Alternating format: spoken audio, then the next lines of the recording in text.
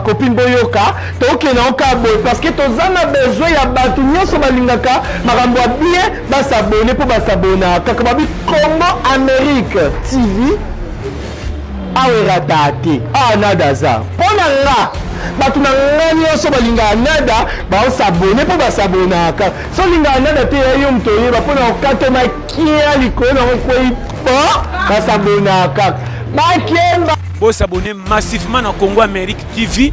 Il y a des chaînes qui sont mikolo base. C'est que vous l'avez dit pour moi. Donc, ma Congo Belé na kat Congo Amérique TV. Vous s'abonnez massivement. Donc, c'est que vous l'avez dit pendant beaucoup de informations correctes. Ce que diffé PCP Sabino, ma caméra fond mon avis pour l'actualité mon client ce temps là. Vraiment base, il y a mon atelier pété.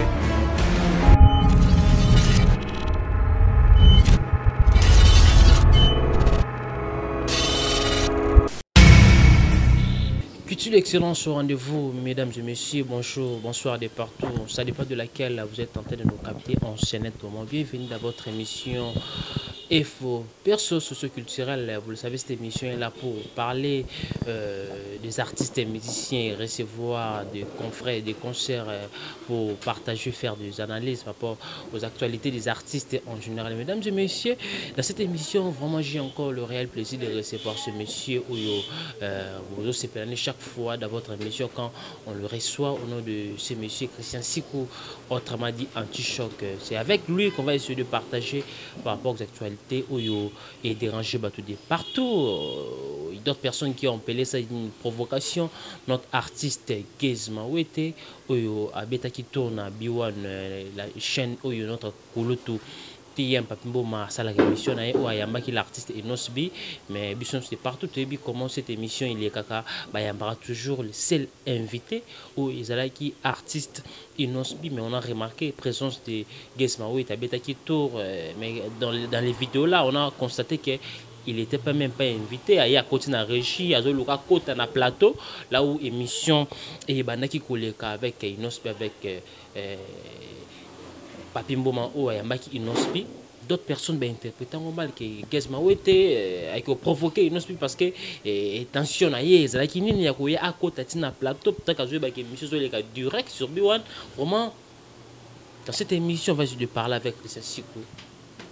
Page la maman a posté, il y a beaucoup de pages posté en gros, il y a beaucoup de commentaires de bateaux, il y a d'autres personnes qui ont condamné Papimboma pourquoi risquer la bêtise bon aussi il y avait un problème comment qui est à la moto il y a Papimboma parce que émission est un artiste moko. Est-ce que point d'interrogation Gezma Wete a que les mains en régie tout éviter parce que moi je regardais les images dans mon été lourd monté avec Otika avec Carabetinika tour au Nosto Monaki. Il est la mieux placé ce monsieur Christian Sikou autrement dit un t-shirt on va essayer de parler avec lui. Bonjour Christian Sikou. Bonjour Amiral Chamala. Bonne santé Christian Sikou. Oui, santé très bien par la grâce de Dieu, on est là.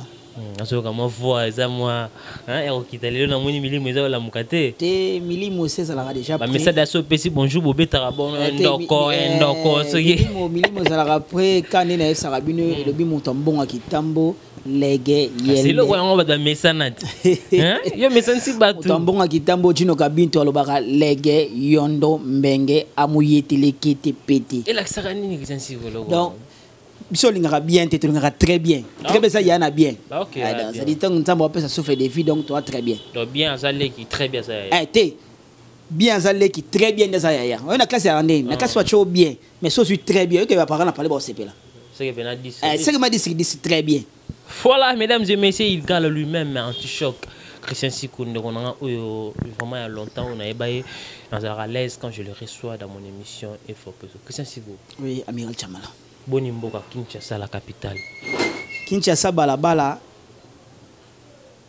makambo likuwa makambo ngana zana pasi pe mawa ya ko pesa ba sincère condoléances na otobungisa un grand frère un papa. Donc je suis vraiment choqué na liwa ya commandant Wabuza le seul et l'unique aviateur ya Kitambo ndolo autotika bisolo na tongo lelo na clinique Ngalie Madonna na pasi makasi je suis en deuil s'il faut na lobango mais Kinshasa balabala kandi na Sarabino qui est tokota ki 2021 donc na mutao kitana rena yi. Mes condoléances Christian Sikou, je suis de cœur avec vous. Voilà mesdames et messieurs, restez connectés sur Congo Victoria pour la suite détails aussi de cette émission. On va essayer de parler avec Christian Sikou. Nayebi na maele nae a remis ko fongwama de long et de large à sa manière. Christian Sikou, c'était dimanche passé les total arrêt émission ba kulu to to meka copier moi excellence natana ba kulu to ngana tala vraiment na souci natala pour na yibata quelque chose. Je suivi Papi Mboma ayamba kinosbi les alara sala kavayamba artiste na ye alikara na sala maquillage beauté poudre les alaka moi les à côté ne ba sola bon pas filmer rango atia on na chaîne na YouTube monsieur ba nango monsieur c'était très bien ba question non normal mais na ba katikati wana artiste qu'est-ce mawete ayaki na régie. J'espère que vous pouvez bien monsieur bien musique yambaka mutu moko. Oui ezalaka une seule invité. C'est l'invité mutu moko tazala. Donc so monika invité on a ce qui aussi ça na émission. Ayamba porter parole te nde bande comme suba yambaka. Une grande surprise on a remarqué l'artiste Gez Mawete il était là dans chaîne aye à participer car na ende zalaka. À côté d'un régie ba surtout qui oh ça n'est émotion quand même parce que binde bango ba travailler. Et moi j'ai compris que oui bazala qui informé que Gez Aroya. Dès par rapport à la vidéo, on a un petit souci pétant parce qu'on a là qui en ah, attendez la personne qui t'a on a été la bino pour tout ce cas. On a dit à poser va régisseur. Ah, tout ce parce que tu as moutna yo aza, moutna ni aza. Oh leader amboka. Leader amboka nani? Tu leader amboka. On va essayer nos. Ah, na ebité on est bino sali mabe on a kenanga. Oh to kete ba kangie ba PC kits avanda. Avant na epé. Ah ba solende ba solé ah to mona. Oh nana posana mona PM. Je serai absolument PM à un plateau, à cette émission là, moi y a un beau atelier. Tout c'est la tire, bah comment on attend encore 5 éléments. Oh t'es on a besoin mon kaka. Il y a une émission. Type moi rabimé en régie, à se diriger vers plateau. Bah super image, il y a nous on laisse se diriger. Parfois technique à côté bêtement code moro boé, mais moi je remarque pas moi 5 éléments à concert. À se déplacer. L'image où on a monaki, Papi Mboma il avait une pression comme si Ayeba qui était effectivement que Gez Mawete à Rosala. Ndé on a moni. Basolena type wana. A comprendre que oui Gez Mawete ça a bimi la plateau se diriger. Wana a 5 éléments à diriger na ba kutani. Ah yo sani ah. On est là. Bon on a na kata plateau na émission, ben y a pas des choses pareilles comme ça. Il faut na hôtel faut qu'on a bien on a dit que l'image de vous a na bête en ratour. Quand il parlait comme ça, Azoya, il ne sait pas qui est dans la plateau. Puis moi, quand il a dit ok, ouais, puis dans la plateau, nous avons un tel invité. Oh, mais après, on est allé le chien, les aïeux, on est allé là. Puis moi, quand il le beau, quoi, et Azong, c'est tout ça dans la régie. Parce que moi, je suis bangani. Après, nous bangani dans l'émission, l'émission là, il y a un bac à tout est où il est beau. Il dit que vous avez la guerre, et ça est bien fait. Abi ngana mona machine, il a parlé tout ça parce que bref, à côté il était, bah, sur un peu bon m'a accueilli. Tu as compris pour toi, il avait quelle intention, Christian Sikou? Et pourquoi faire ça? À vous. En tout cas, merci Amiral Chamala. Je pense que les téléspectateurs sont partout dans le monde. Il y a beaucoup d'occasions. Il y a extrait à vidéo. C'était hier, non? Dimanche, c'était avant-hier. Le dimanche. Le dimanche, B1 Music. Tout le monde réfléchit tant que tout le monde en place. Émission B1 Music, c'est une émission où il est en direct.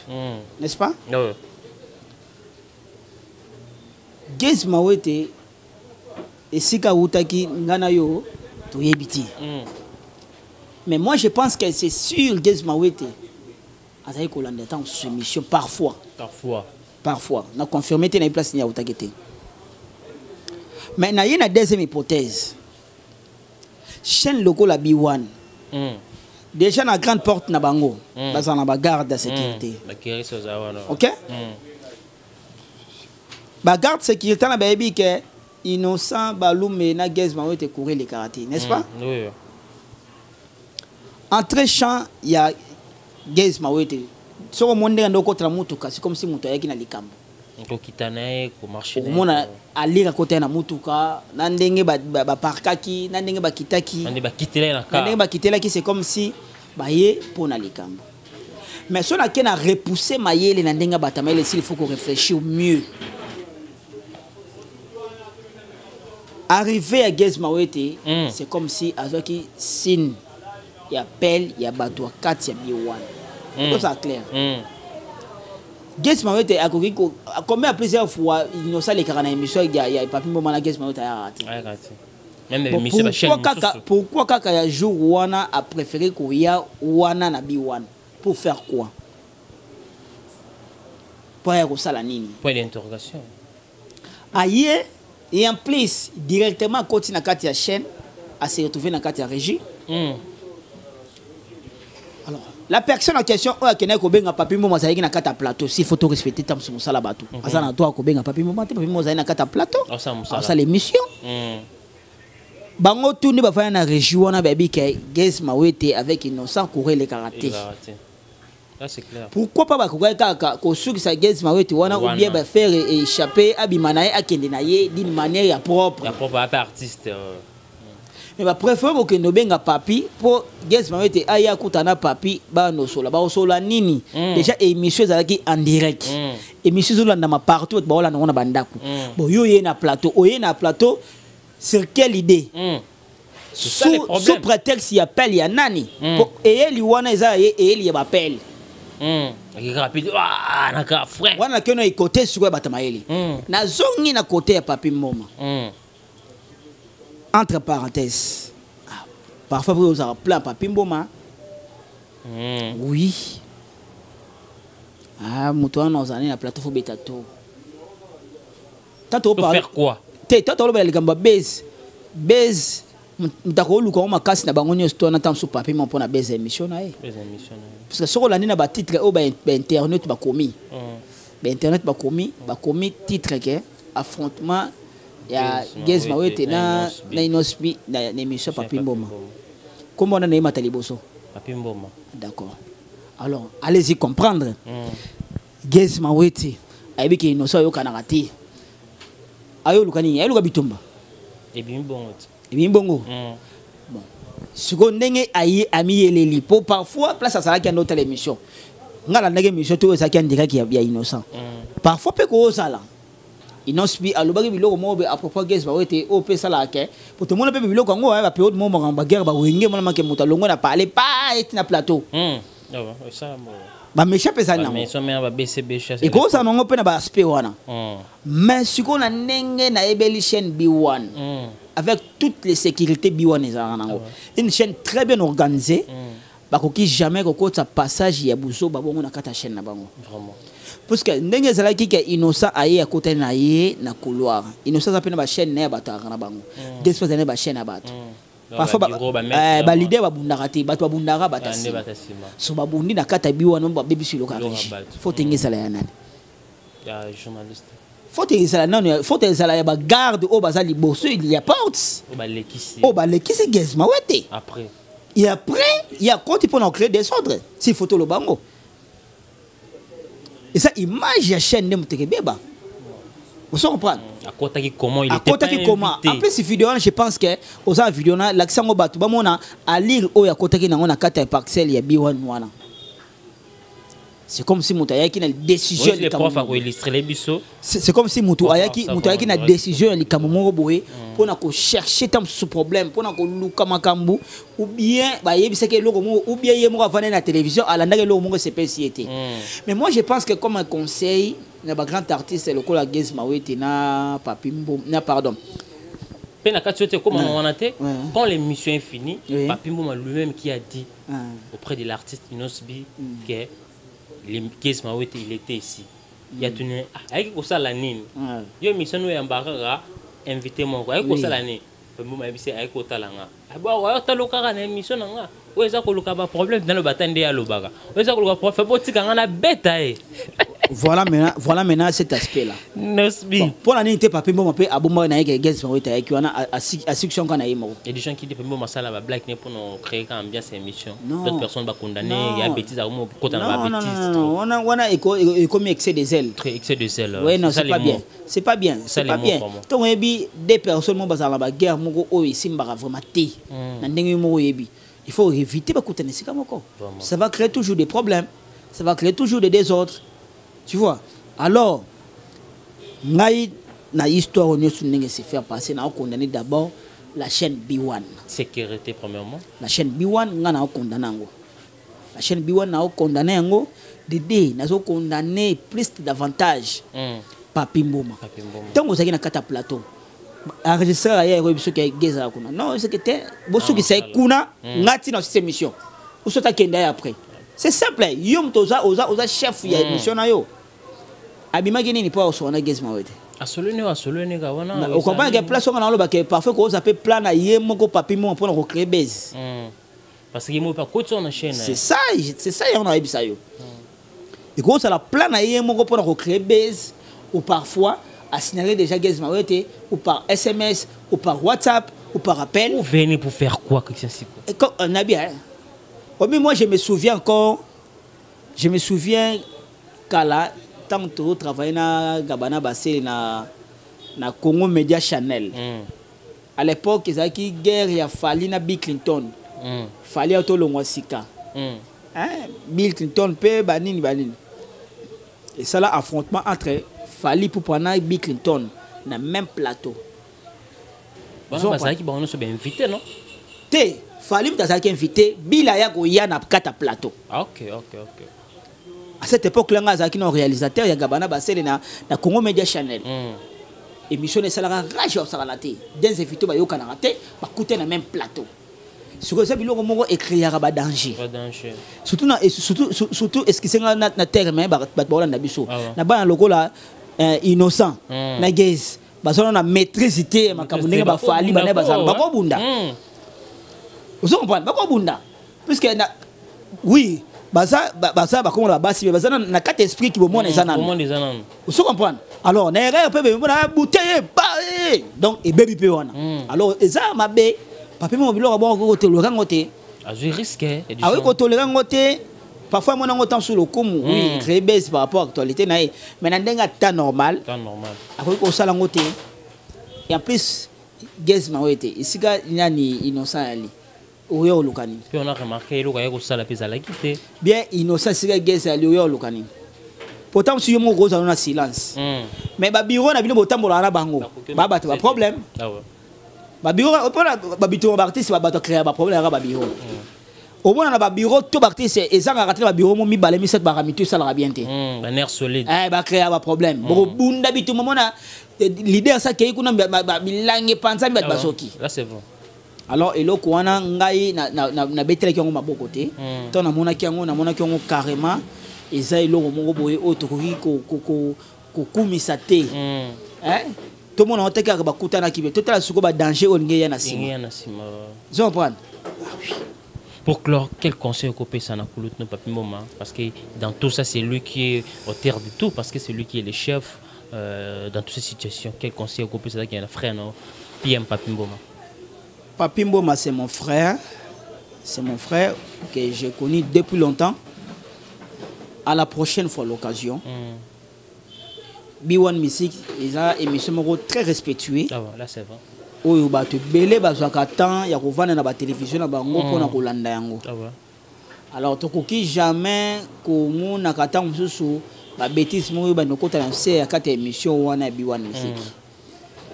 À la prochaine occasion, il doit se respecter émission na ye auprès ba invité. Et éviter aussi les risques. Abenda pe matoyi na batu na banga ba chaîne na bango kuna ko banda na porte ya sécurité ti place ba kota na bureau na banga chaîne d'une manière que soka za na invité mo ya invité soye na ndinga méchanceté na ndinga kanda ba ko ça a été faut ba soka ke libanda pona ko éviter ba problème mais on t'a ko ne pe un artiste ay ko tika monsieur Lema non un artiste ko yo tika Lema muté yo tika Lema il sera un artiste ko tika Lema akoya pas soki libanda pesi mutu ma kontinent. Après à côté na kata voiture à côté na kata voiture à PCP moto moko bien a bien na enregistrer tel po artiste na ba artiste ba enregistrer belé ba chaîne bo bien na tel APC Lema APC na nini na ilo to benga nini moi lo ramuke to benga APC support ya Lema APC na bon na café na asa makambu na akisni be msuna ka ngasi ko sona zaki Gezma Wete na place wana ndenga yaki wana so sirement yaki utala papi fa so na mutu ko bengile papi bengile banda c'est ça on appelle le leadership vraiment un leader à cause à moto dans la maîtrise de soi un leader à panique karaté un leader à sa vansakate na bitumba et ça babiloko o soko tozongi na artiste sebele mutazana makamona héritier wata vous comprenez kanda mais depuis comment l'idée biloko la ko sango sauter yo mona mutuloka fali dans les vacations ya obunda be ferry jamais aye na plateau pour finga ke aya bundu sawa atate wana ko pesa wana ko pesa espace na bêtise alors na yebité idée ya Gez Mawete ayaki na pona ngai conseil na pesi papi moma conseil na nga pesa pe na Gez Mawete be. Mon cher ami, oza Gez Mawete oya yo alaki kalaté. Oza ogoma Gez Mawete international. Betana badaju otala partout dans le monde. Il faut somba maîtrise de soi. Oza grand artiste oyo ba tout na parler ba ka musique na yo. Il y a de certaines choses quand tu es à la maison, ou bien que moto tel autre sola na été ana kata plateau. Oza na tante ya okoma wana pour ça la nini. Pour au moins na ye. Bien pour ça échange de paroles. Bien discrètement, mais pour faire quoi? Pour prendre quoi? Vous comprenez? Alors, tu dois se réserver l'opinion. Na innocent balume. Yo, aux artistes. Ba popo na sous cela qui ana obi misa qui na falo tika ba beta isa bienté. Un leader à bundarate. Yo comment judoka? Comment mettre karaté? Vraiment. Bitumeza bato te bitumeza bato abundana na tata mimba futila bangola. Yo artistes faut tika l'artiste. Ils ont prendre. Gez Mawete azande na yo. Ba guerre ko sa nango loyal netolo ba. Mais pas na ndenge ba ke falo botika na beta bo wela nini. Ilo bo wele les até bo wela ka leadership. Merci ba téléspectateurs. Je pense que ces derniers temps na niveau qui manqué na aller la ville encore na qui mais Zambo tout ça mais la Jésus-Christ tout ça mais la donc rendre on a vraiment bonne santé bonne forme parce que ça a la brèche vrai docteur Jésus il a senti ça là pas la salutation n'a pas trop sur la ngai par na le monde de la ngai na kisu ba production ana so pesa bote mingi fusu na moto bongo c'est bon chino dollar before personnalité de défense chino du tout. C'est un grand merci à Yemoko, maman Abana, maman sociale, maman Esther Kalanga. Ça a besoin de partager toujours, là c'est bien. Monsieur Chou, Esther Kalanga. Omer Mtassala, Mala Salam. Esther Kalanga, si la personne est vivre, on doit continuer de vivre. Merci sur un grand merci à Chantal Tikou, na merci à l'anniversaire Marvin Areta, na Godin Tikou, na Pasteur Tikou. Merci sur un grand merci à Yemoko, il y a Titi Kabengele, il y a Véronique Kabengele na Kati à France. Merci sur la dédicace privée na Oyana Oya Kati, Fallon Moussa na Odela Moussa. Les vieux Adrien, pardon, les vieux Alain tout nous contre la conteneur, les vieux Kati, les vieux idéologie. Maître Christian Moussobe, Chico Alcatel Semé, Monté, ma Clarisse Makasila, merci beaucoup de la Suisse, Ado Jabil, Julien Manda, Papi Kilima Moto Nanzambe, la personne est sous Juvenal, la personne est sous Boto, Massangaï, Destin Chimoma, en tout cas. Donc, on vous salue ça, merci, merci, merci, merci. À tout le monde, merci à vous, Amiral Chamala. Merci à vous, un grand merci à notre mère, Mamunda Yamissé. Toujours. Un grand merci à grand mère, Mamunda Yamissé, Canada. Un grand merci à Yomoko, Maman Major, voilà, merci. Copine Boyoka, toke na okabo parce que tozana besoin ya batu nyonso balingaka makambo bien ba s'abonner pour ba s'abonner kaka babi Congo Amérique TV awera date nada za pona nga batu na nga nyonso balinga nada ba s'abonner pour ba s'abonner ka so linga nada te yo mtoye ba pona okato makia likona ko ba s'abonner ka makemba Vous s'abonnez massivement à Congo Amérique TV. Il y a des chaînes à Bissau Mikolo base. C'est que vous l'avez dit pour moi. Donc, ma belle na carte Congo Amérique TV. Vous s'abonnez massivement. De ce que vous l'avez dit, prenez beaucoup d'informations correctes. Ce que vous dites, ma caméra fond mon avis pour l'actualité. Vraiment base, il y a mon atelier pété.